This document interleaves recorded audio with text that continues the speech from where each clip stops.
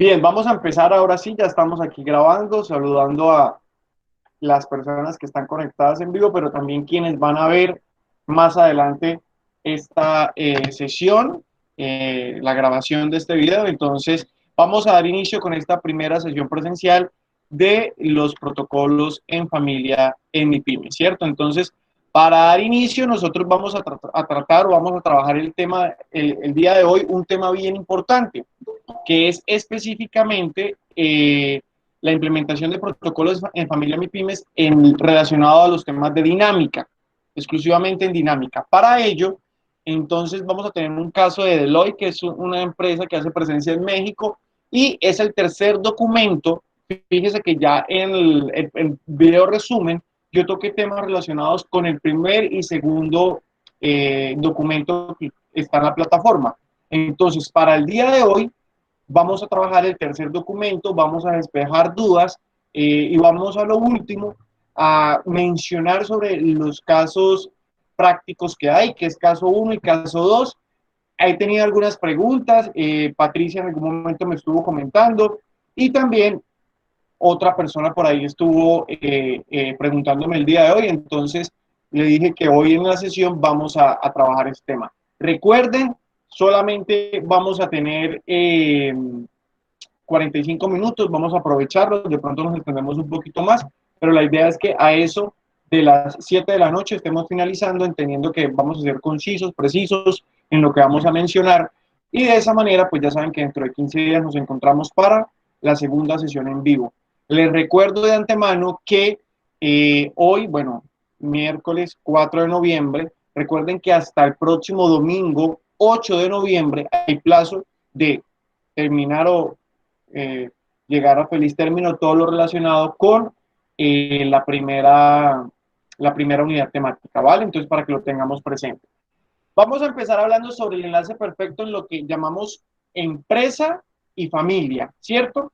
¿Sabían ustedes que el 85% de las empresas familiares no sobreviven a una tercera generación? Quiere decir que si yo, como fundador de esta gran organización, con mi esposa, en dado caso, llego a crear y a tener un gran éxito en esta organización familiar que estamos creando, quizás una siguiente generación, como puede ser la generación de mis hijos, podrá tener cierta eh, aceptación y adaptación a la organización, pero ya en una tercera generación, que en otras palabras serían los nietos, pues lastimosamente no va a haber una mayor aceptación, toda vez que quizás esa filosofía organizacional de la familia para la empresa, pues se pierde. Entonces, en un 85%, según Deloitte y esta empresa, esta firma de México, el 85% de las empresas familiares no sobrevive a una tercera generación. Este es quizás, y yo lo traigo a colación el día de hoy, porque es la importancia de que, oiga, con números, revisemos lo importante que es el tema relacionado a unos protocolos que existan para las empresas familiares, ¿cierto? Parte del éxito y la supervivencia de una empresa, ustedes lo están viendo ahí en la presentación, una empresa familiar claramente, pues se debe a la gran comunicación que exista entre la familia y la empresa, entendiendo que son dos entidades totalmente diferentes. Familia es familia, yo lo mencionaba en el video resumen, y a veces por temas familiares uno quizás termina pasando ciertas situaciones, aptitudes, por decirlo de otra manera, o comportamientos de los mismos integrantes o los mismos miembros de una familia en temas relacionados con la organización y con la empresa. Para eso hay que tener un cierto carácter que nos permita entonces decir, esta persona es conveniente que esté dentro de la organización o si no es conveniente, pues que busquemos entonces otra persona que pueda suplir las necesidades. No por el simple hecho de ser familia, tiene que estar una persona en una organización, ¿vale? Para que lo tengamos presente, hay que entender que debe cumplir una función y un rol específico dentro de la organización. ¿Listo? Continuamos y vamos a hablar sobre la supervivencia de la sociedad. Para que esta empresa o esta organización o esta sociedad conformada por varios miembros de la familia, pues pueda sobrevivir a lo largo de la historia, depende de dicha separación entre lo que es familia y lo que es empresa, que exige la creación de órganos de gobierno que funcionen bajo reglas y responsabilidades perfectamente definidas. En otras palabras, protocolos, ¿sí? La implementación de protocolos que estamos viendo acá. Para estudiar los órganos de gobierno de la empresa y de la familia, la relación entre los accionistas, socios de la empresa, pero también el consejo de administración, que lo vamos a ver en un minuto, y el equipo directivo, es necesario considerar la evolución de la familia y del negocio e identificar cuándo es el mejor momento para hacerlo. Por eso, aquí fíjese que le traigo los tres principales problemas del consejo de la administración. Y es que a veces en un consejo de administración y en la creación de ese consejo de administración en la organización, a veces hay un número excesivo de miembros. Ahí repito, no todas las personas que son familia deben estar obligatoriamente en la organización, ¿cierto? Segundo, la falta de consejeros independientes o relacionados sin vínculo de parentesco con los accionistas. Hay que entender que a veces, si tenemos a un tercero, que también es viable que haya un tercero dentro de la organización, a veces los mismos familiares dicen, hey, pero ¿cómo va a opinar usted y qué va a decir usted si usted no es de la familia y usted no sabe lo que tenemos en mente dentro de la organización? Entonces, en ese orden de ideas, hay que tener claro que el rol que un tercero cumple dentro de un consejo de administración tiene la misma participación que los familiares que hacen parte del consejo de administración, ¿cierto? Y por último, la falta de políticas corporativas y reglas de comunicación con la administración. Para tener un mayor crecimiento y este crecimiento organizacional de la empresa, lo que busca es proteger los intereses. Cuando hablamos de crecimiento organizacional empresarial, hablamos de esa implementación de un consejo de administración que nos permite llegar a ese crecimiento. Para eso hablamos de que lo que nos va a permitir entonces es proteger los intereses de los socios, brindar una seguridad y transparencia en la información que estamos tratando en la organización. Pero algo bien importante, ustedes lo ven ahí en negrita, y es utilizar los canales adecuados de comunicación entre lo que llamamos empresa y llamamos familia. Listo, para que lo tengamos muy presente dentro de esa implementación de protocolos que vamos a manejar. ¿Ven? Permítame un segundo, que creo que pasé. No, vamos bien, vamos bien. Por acá pasamos la presentación. Y hablamos ahora de esa comunicación que debe existir entre los órganos familiares y los órganos de gobierno corporativo para la administración del negocio. Es decir, en otras palabras, la comunicación que debe existir entre la familia y la empresa. Hablamos de que una óptima comunicación permite, pues, transmitir de manera óptima y eficiente los deseos que tiene la organización, ¿cierto? ¿Qué es lo que desea los integrantes o los socios de la organización? La mejor forma de lograr que este proceso de buenos resultados es a través de algo que ustedes ven ahí en negrita, gestión por separado de las necesidades de la familia, los accionistas y también de la empresa. Entonces, una manera para saber llevar la comunicación entre familia y empresa es la gestión por separado de las necesidades. Familia, accionistas y empresa. Entendiendo que si son familia, se quita el rol de familia y entramos a ser accionistas de la empresa y obviamente lo que tiene que ver con la organización o con la empresa. Se debe seleccionar analíticamente a los miembros que precisamente estos miembros, tengan las capacidades necesarias. Lo mencioné al principio de esta presentación, cuando les hablaba de que no por ser familia deben estar todas las personas dentro de la organización trabajando, ¿cierto?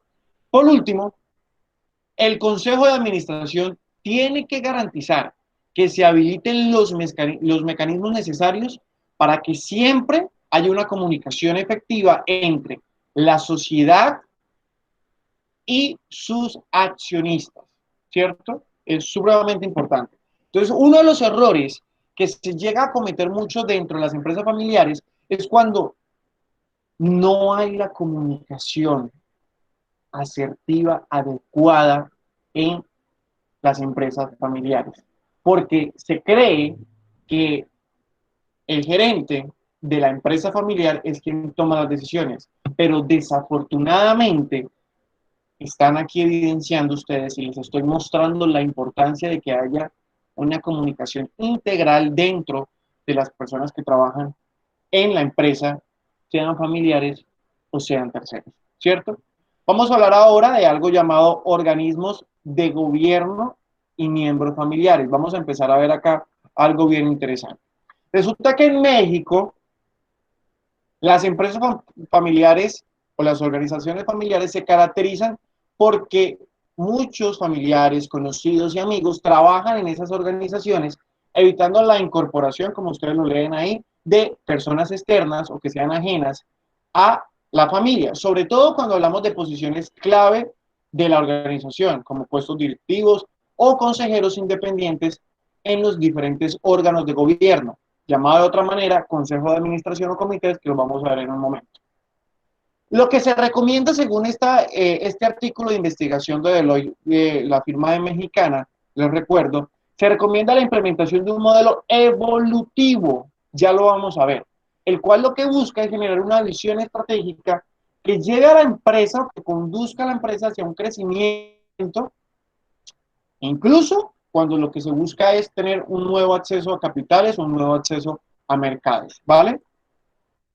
Este es el modelo evolutivo, ustedes lo están viendo ahí. Cuando tenemos en cuenta entonces, por un lado, la perdurabilidad de la organización, la eficiencia y la efectividad de la organización, al tiempo que también tenemos al otro extremo el riesgo y la desconfianza de, eh, pues, de que se pueda estancar, por decirlo de alguna manera, la organización o que no pueda tener un crecimiento adecuado la organización. Hay unos temas específicos que se pueden trabajar allí y ustedes los están viendo, temas relacionados con el acceso a los instrumentos de deuda, pero también a la gobernabilidad. Y si ustedes ven, hay una tendencia de menor a mayor, una flecha allí de forma vertical, donde hablamos de que la gobernabilidad es de una manera informal o se llama informal cuando hay un emprendedor o hay un administrador único.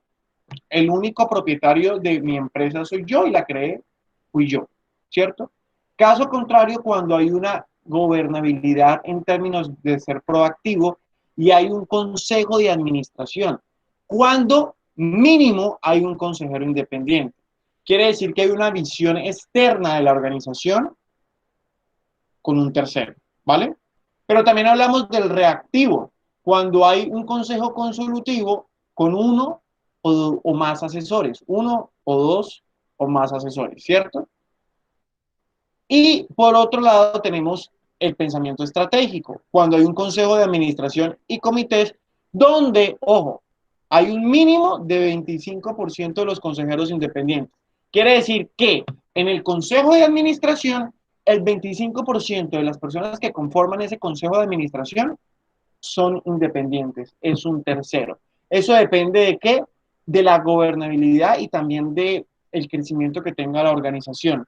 Es recomendable que entre más crezca la organización, donde haya un mayor potencial de crecimiento, ingresos y rentabilidad, pues existan de una u otra manera hasta un 25%, recuerden, hasta un 25% de personas externas a la organización o terceros que hagan parte de esta empresa familiar, ¿cierto?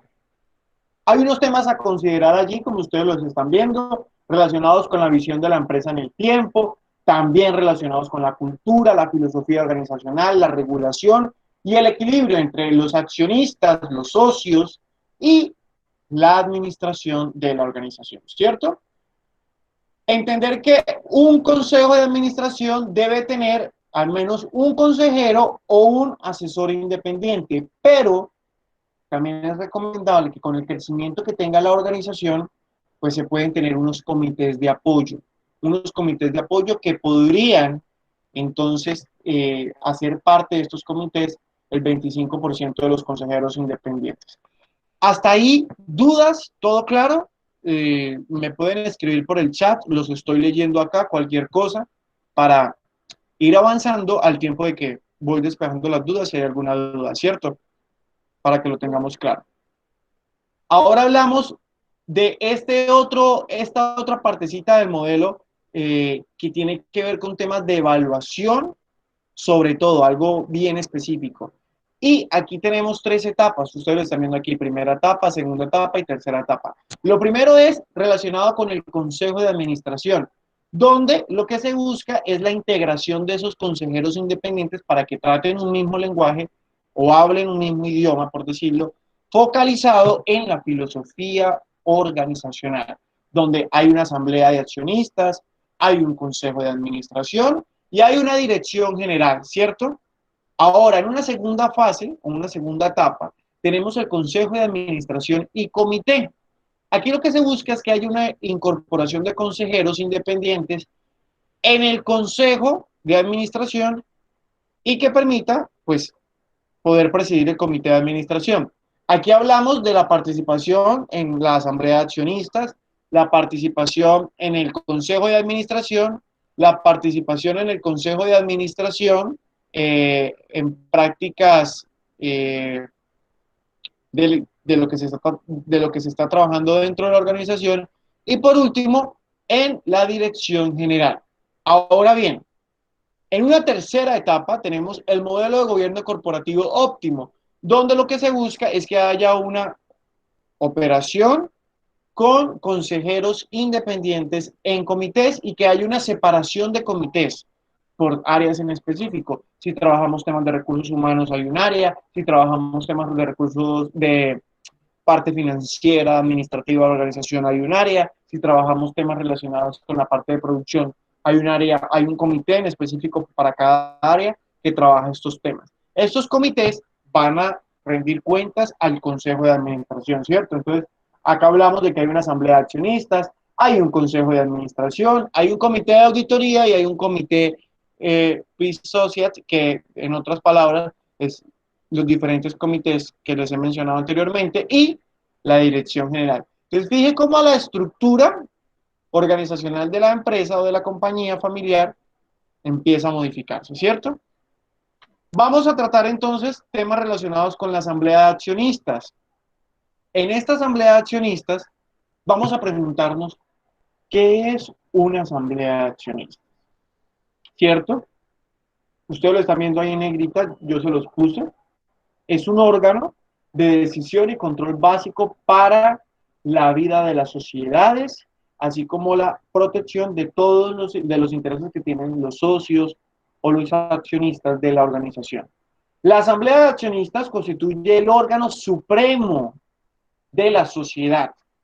Aquí hablamos cuando hay una organización familiar bastante importante.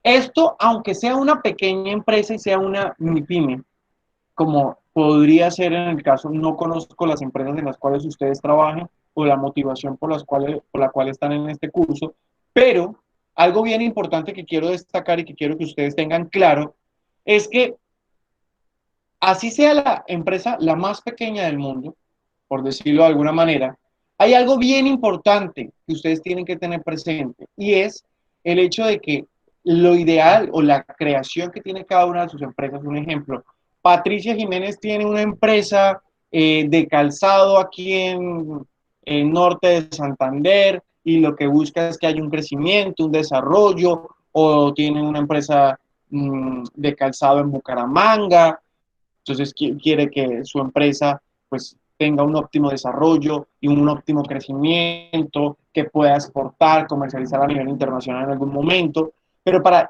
todas esas ideas y ambiciones que tiene Patricia con su organización, es importante que haya una serie de protocolos, una estructura organizacional, porque puede que Patricia trabaje con su familia, con sus hermanos, y entonces quizás Patricia empieza a expandir el negocio y abre algunos almacenes en otras ciudades del país, y resulta que hay un juego de poderes porque no hay una estructura clara frente a ese crecimiento, y a los objetivos o, en otras palabras, como yo lo menciono, filosofía organizacional que tiene una empresa y puede haber ciertos inconvenientes para ello. Entonces, de esa manera surge la necesidad de que estemos pensando en crear un protocolo de familia para mi pymes y proyectarlo. Ustedes de este curso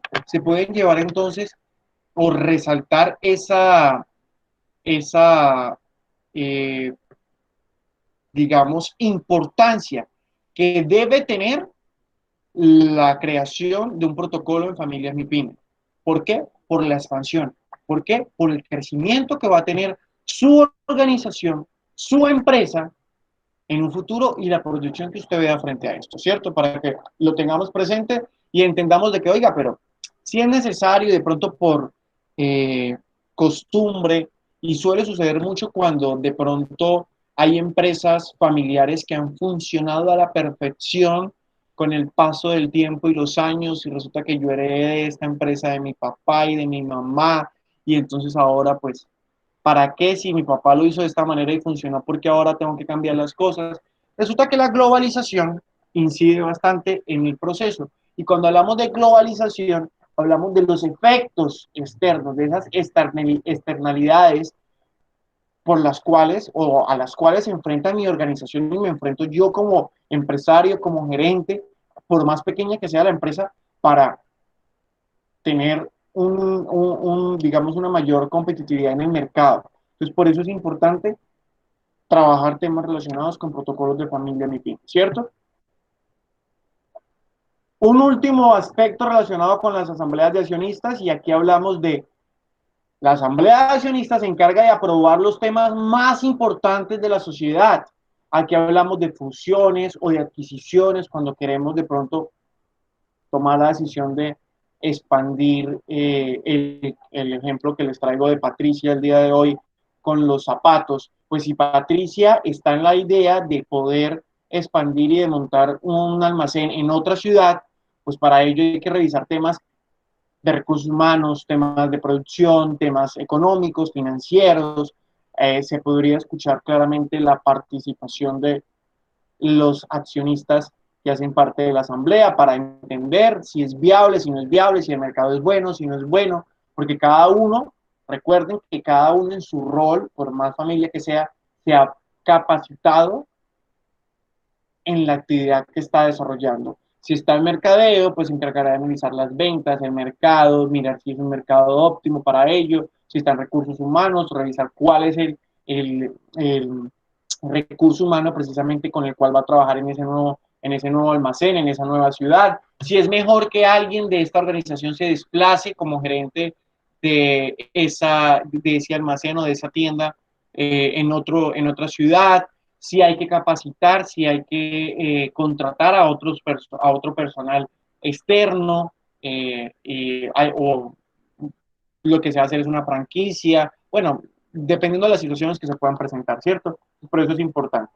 Entonces la asamblea no solamente tiene relacionado con temas de fusiones o adquisiciones, sino también alianzas estratégicas, cambio de objeto de lo que es la sociedad o también la disolución anticipada, entre otras cosas que son de carácter relevante para la organización, que es importante, ¿cierto?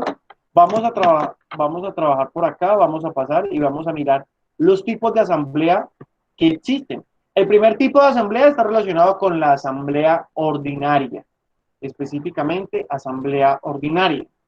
En este orden de ideas, la asamblea ordinaria se deben reunir al menos una vez al año dentro de los 4 meses de la clausura del ejercicio social del año inmediatamente anterior.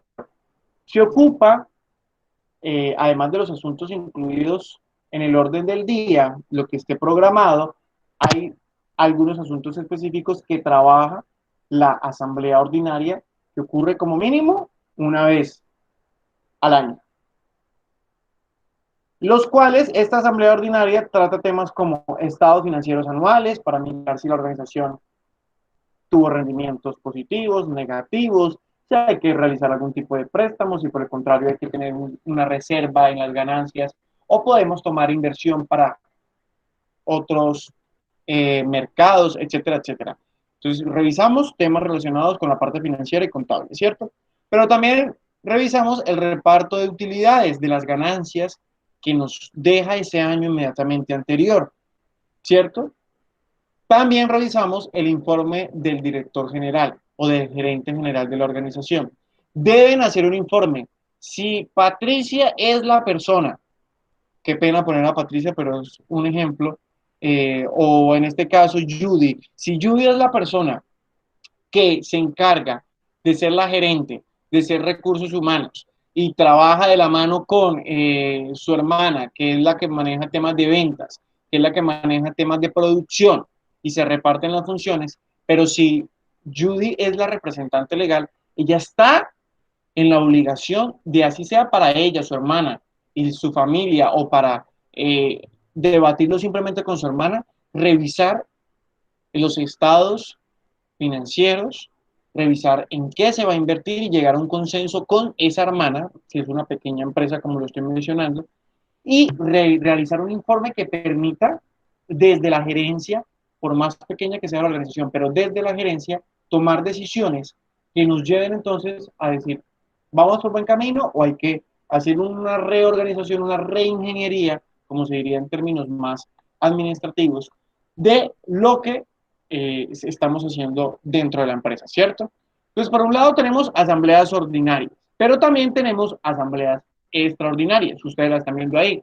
Esta se puede presentar por una situación extraordinaria que puede ocurrir, ¿cierto? Entonces, aquí hay una serie de eh, aspectos o situaciones que se pueden presentar y que se encuentran dentro de lo que se clasifica como asamblea extraordinaria.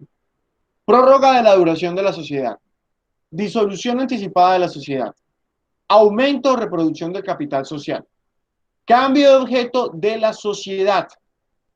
Cambio de la nacionalidad de la sociedad. Transformación de la sociedad. Fusión con otra sociedad. Emisión de acciones privilegiadas.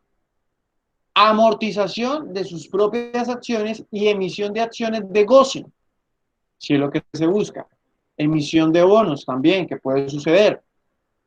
Cualquier otra modificación de contrato social o asuntos que exijan un quórum especial. Entonces, aquí lo que tratamos, en otras palabras, si ustedes se dan cuenta, son temas relacionados con la sociedad como tal, que no pueden esperar a que venga la asamblea ordinaria, sino que son temas de pronto un poco más complejos y que se tienen que tratar por temas de tiempo quizás o por temas de inversión que se requiere hacer en un tiempo muy específico, ¿cierto? Teniendo presente eso. Vamos al Consejo de Administración. El Consejo de Administración es parte de la empresa y no como parte de la familia, aunque puedan estar algunos familiares haciendo parte precisamente de este Consejo de Administración. El Consejo de Administración puede tener familiares, pero también puede tener externos. Permítanme un momento acá que tengo una llamadita.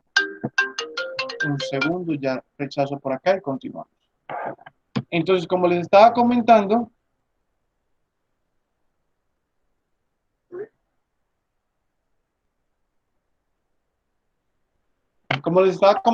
el Consejo de Administración, pues precisamente trabaja estos temas eh, que, digamos, comprometen, por decirlo de alguna manera, no solamente a esos integrantes de la familia, sino también a los terceros que pueden estar trabajando y que pueden hacer parte de la organización.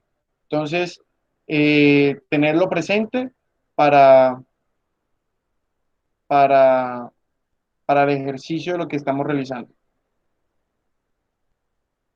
Hay alguien que me está diciendo que no se puede meter a la plataforma. Espérenme un segundo, por favor, y respondo que es de alguno de los otros compañeros que van a estar acá en la plataforma. Ya estoy escribiendo por acá.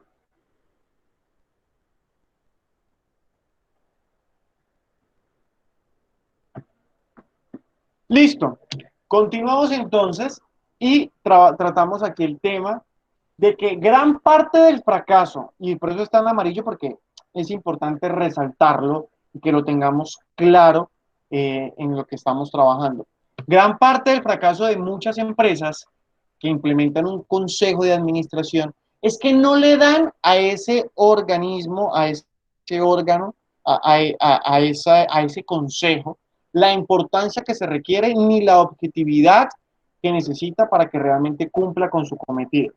Es decir, Judy, un ejemplo, tiene el consejo de administración, lo creó en papel, pero si no le hace un seguimiento eh, a ese consejo de administración, pues simplemente, o simplemente no lo ejecuta, pues lastimosamente no va a llegar a un feliz término y queda ahí en el papel, pero no le ponemos en práctica en la cotidianidad de lo que es la organización.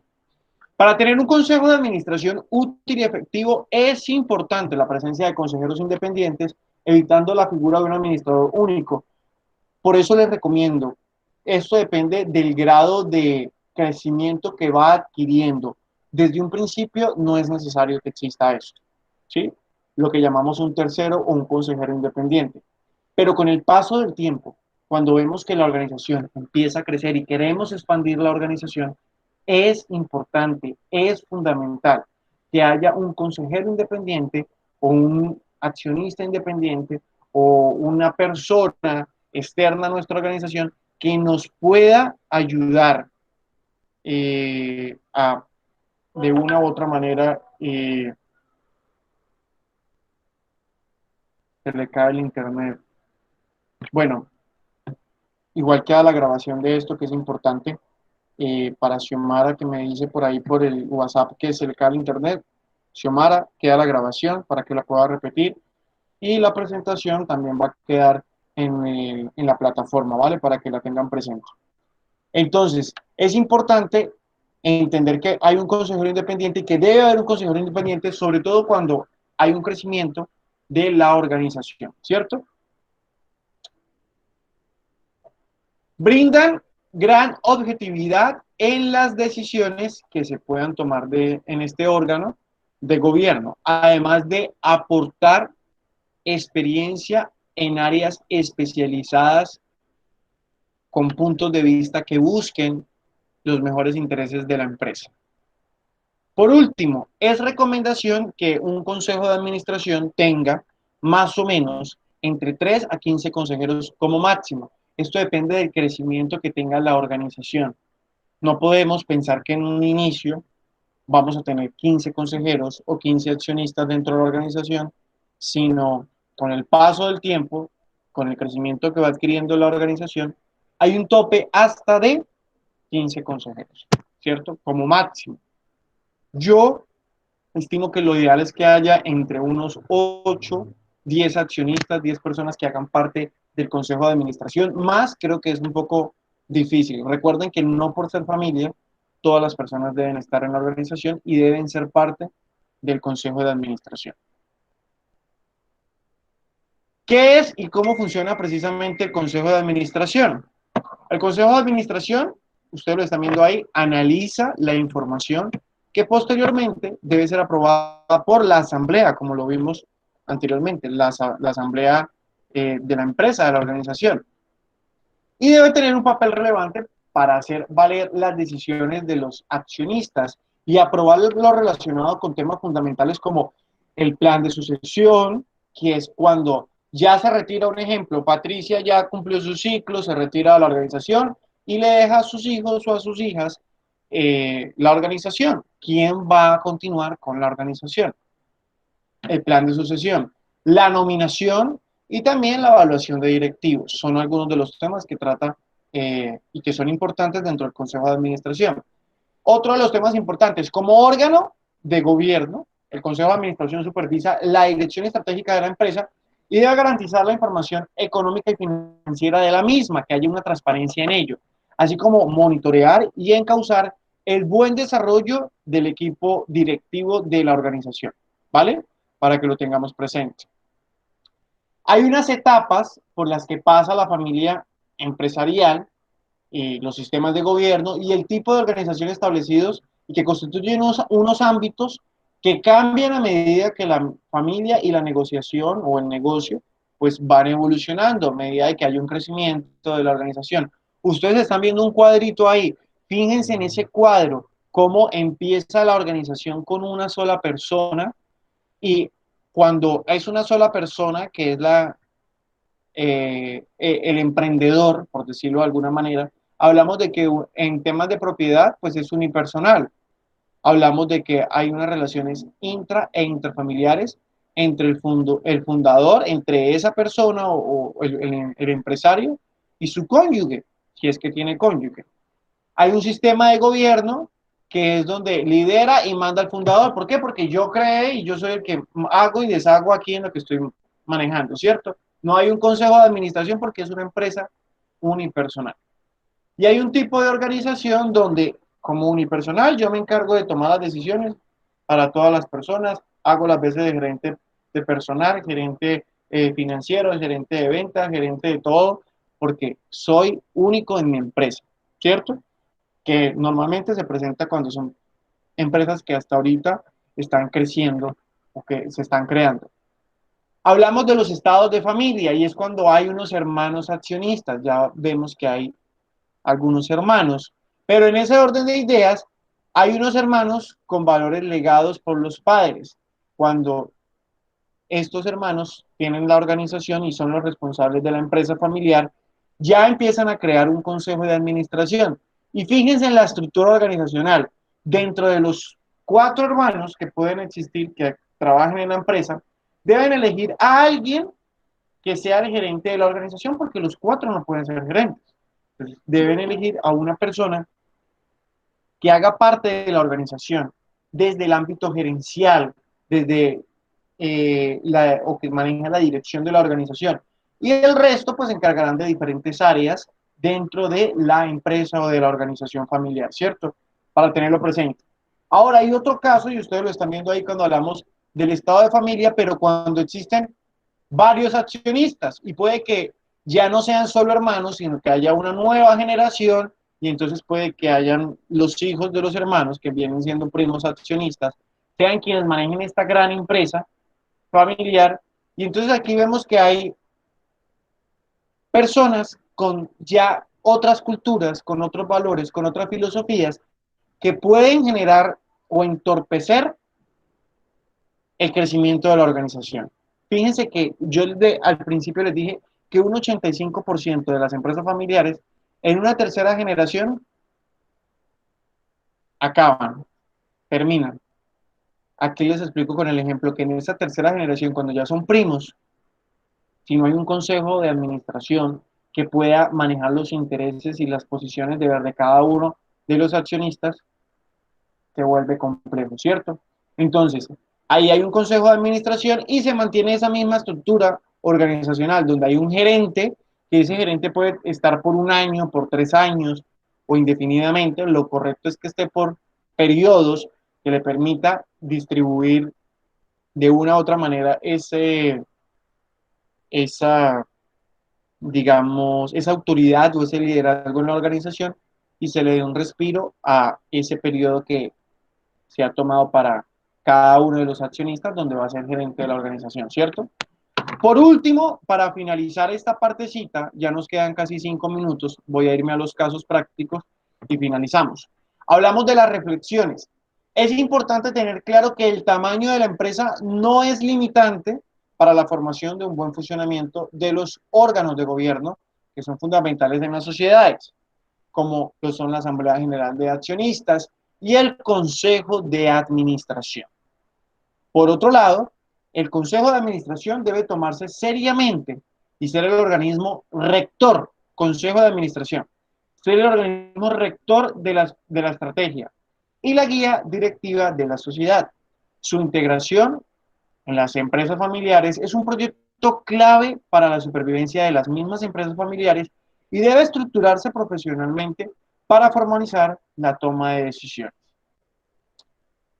quiero hacerle una pregunta y ojalá alguien me pueda responder la diferencia que encontró entre Asamblea General y Consejo de Administración. Algo que les haya llamado la atención y que ustedes me puedan compartir dentro de lo que ustedes revisaron y lo que yo estuve comentando en estos 45 minutos. ¿Quién me dice? Alguna de las personas que esté acá.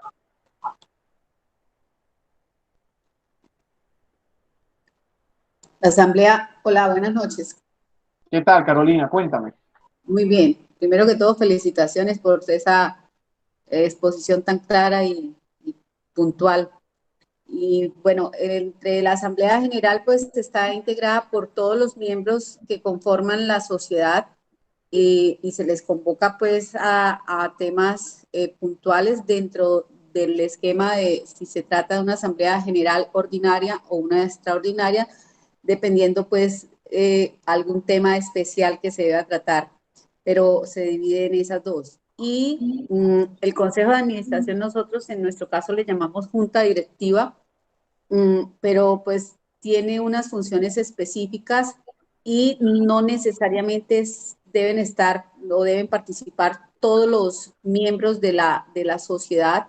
Se nombra un grupo en el que se les encomienda pues como ir llevando una secuencia y estar como más atento a ese apoyo administrativo que requiere el gerente en determinado momento. Puede ser unas reuniones periódicas, quincenales o mensuales, pero el objetivo básicamente es que sea como ese apoyo a las directrices que se deben tener en cuenta para que funcione en términos generales la empresa de una manera más ágil, más fluida. Perfecto, Carolina. Yo creo que me alegra mucho, de verdad, que tenga propiedad y dominio en el tema que estamos trabajando. Efectivamente, eso es, Carolina lo ha explicado muy claro y la diferencia que existe. No todos los accionistas o no todos los que pertenecen a la asamblea deben pertenecer a el consejo, a la junta directiva, como lo llaman en la organización donde trabaja Carolina. Eso es, está muy claro, está perfecto. De antemano, de verdad, muchas gracias y me gustó mucho la forma como lo explicó, que es muy válido, ¿cierto? Bien, vamos a terminar. Voy a comentar rápidamente. Algunos me estaban mencionando sobre los temas relacionados con los casos prácticos que tenemos. Entonces, rápidamente son dos textos. El primer texto habla sobre una metodología para realizar un protocolo de familia. Entonces empezamos a enunciar. Fíjense que aquí empezamos es con temas más de la filosofía organizacional, la misión, la visión, los valores, los principios, todo lo que compete a nuestra organización, ¿cierto? Y empezamos a detallar, a revisar cómo empezamos a trabajar o a clasificar dependiendo las necesidades que tiene la organización. No todas las organizaciones, y yo en los videos resumen les estuve compartiendo eso, no todas las organizaciones tienen una misma secuencia, una misma metodología. Depende de la adaptabilidad que cada una tome entonces para su empresa, se apropia este instructivo, esta metodología y revisamos qué es lo que mejor conviene para cada una de las organizaciones, ¿cierto? Entonces aquí está este instructivo. Es un instructivo, usted revisa qué considera pertinente. ¿Por qué? Porque en su organización, pues usted y su equipo de trabajo son los que toman la decisión frente a ese protocolo de familia, cómo lo diseñan en ello. Aquí están las herramientas, como la receta, pero cada uno elabora el plato, por decirlo de alguna manera. Cada uno elabora ese protocolo de familia, ¿cierto? En un segundo documento, que es el análisis de este segundo documento, hablamos sobre los conceptos que empezamos a trabajar. Hablamos sobre lo que es el consejo de familia, en qué consiste, la misión, la visión, las funciones que tiene este consejo de familia, el funcionamiento que tiene este consejo de familia, las condiciones en el puesto de trabajo y todo lo relacionado con esto. Política económica, ustedes lo están viendo allí también. Y de esa manera cerramos este segundo documento donde nos explican no la metodología, sino Características que debe tener ese consejo de familia, ¿cierto? Esas son las diferencias que aplican estos dos casos. Repito, esto es la receta. El plato lo tiene que elaborar usted. Entonces, el plato usted decide si coloca esto o no coloca esto y determina, en otras palabras, la factibilidad que tiene frente a este protocolo de familia o si lo adapta a algo específico y a las situaciones que usted conoce en su organización. ¿Listo? Para que lo tengamos presente. No sé si antes de finalizar y antes de cerrar hay alguna pregunta que ustedes tengan. Con el mayor gusto estoy para responderles. Y de lo contrario, vamos cerrando entonces estos 45 minutos, ya dando cumplimiento con lo pactado. Las escucho en este caso, ya que son 5 mujeres que están acá en esta aula virtual conmigo. Las escucho si hay algo por ahí pendiente, alguna inquietud. ¿Todo claro? Todo claro para mí. Listo, Carolina, muchas gracias. Igual muchas gracias a a las otras 4 personas que están conectadas. Finalizamos entonces. Nos encontramos Pablo, en 15 días en la segunda sesión en vivo. Carolina, ¿me ibas a decir algo? Pablo, sí, te iba a hacer una pregunta. Pues muy interesante todo tu planteamiento, pero me encantaría que pudiéramos contar con la grabación de esta exposición para nosotros compartirla con los demás miembros de la familia. Yo de hecho tengo un chat con todos los miembros de la familia donde les dije, porque pues la idea de esto es que de generación en generación pues las cosas se conserven y nada mejor que la capacitación o el compartir este tipo de información con ellos, ¿no? Exacto, Carolina. Atenta nota. En la plataforma ya están los videos resumen de la unidad 1 y de la unidad 2. Este video resumen, que es una grabación, como ya usted muy bien lo sabe, va a quedar la grabación, estamos grabando, entonces va a quedar en la plataforma, también va a quedar el enlace para que conecte con YouTube, lo pueden descargar porque está en YouTube y en cualquier momento lo van a poder ver. ¿Listo? Excelente, gracias. Perfecto. No siendo más, finalizamos entonces con esta primera sesión. Nos encontramos en 15 días entonces. Que estén ustedes muy bien. Una feliz noche para todos. Y en 15 días nos encontramos. Hasta luego. Muchas gracias, feliz noche.